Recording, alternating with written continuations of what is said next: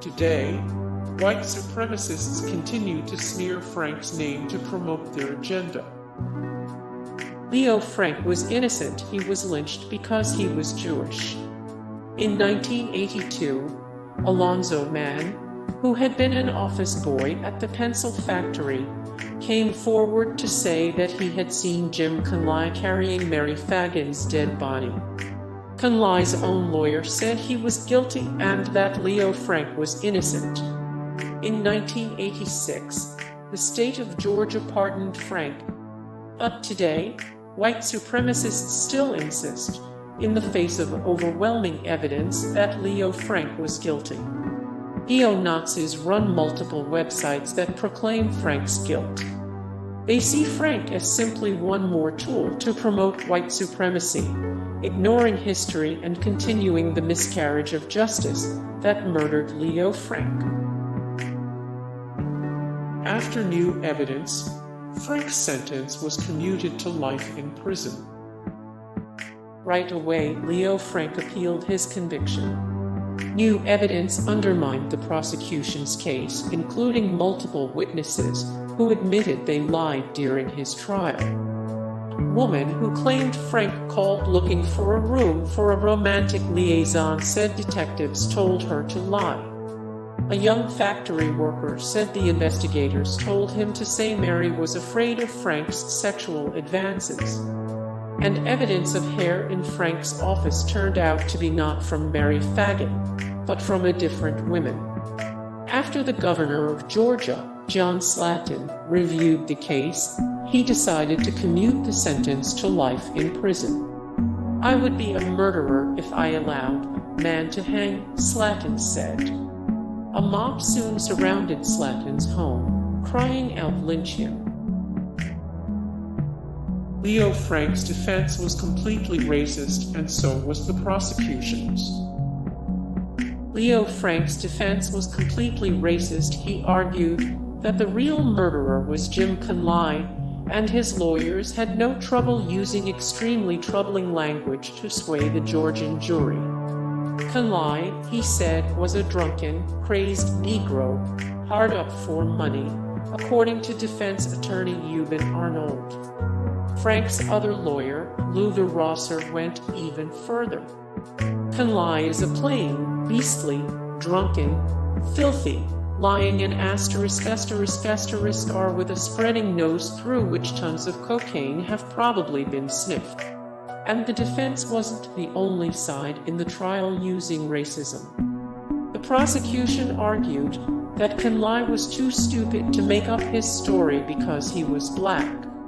At the end of the day, the jury agreed with the prosecution. Leo Frank was found guilty and sentenced to death. The mysterious murder notes mentioned a night witch. Investigators found 2 notes next to Mary Fagan's body. The police were baffled by them. The headline in a Georgia newspaper read, "Strange notes increase mystery." One of the notes said, "Dear mother, a long, tall black Negro did this boy himself. He told me if I would lay down, he would love me play like the night, which did this boy himself." Police assumed that the note had been written by the killer, which made them suspect Newt Lee, the night watchman. Perhaps he was the night witch in the letter. But soon Jim Conley explained that he had written the notes.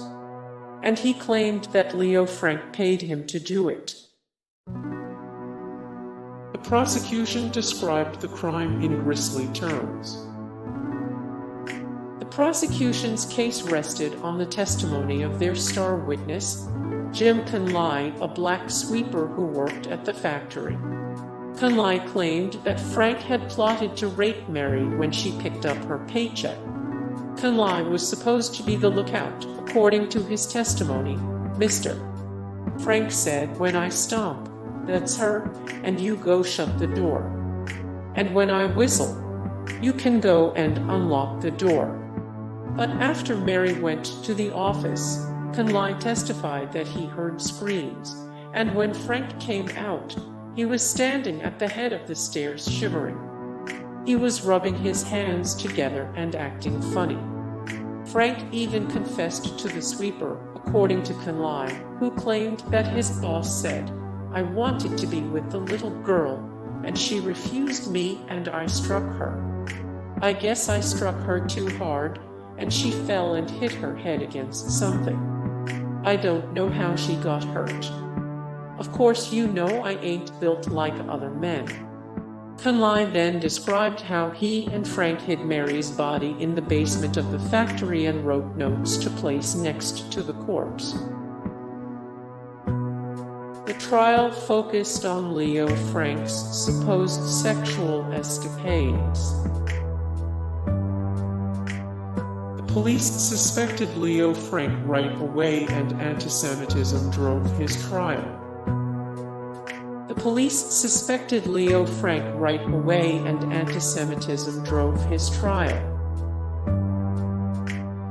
The murder victim was a 13-year-old child laborer. A vice presidential candidate and future senator told a mob to lynch Frank. A vice presidential candidate and future senator told a mob to lynch Frank. Frank's lynching led to the revival of the Ku Klux Klan. Leo Frank died an agonizing death for a crime he didn't commit. Leo Frank died an agonizing death for a crime he didn't commit. A mob of prominent white Georgians kidnapped Frank from prison. A mob of prominent white Georgians kidnapped Frank from prison.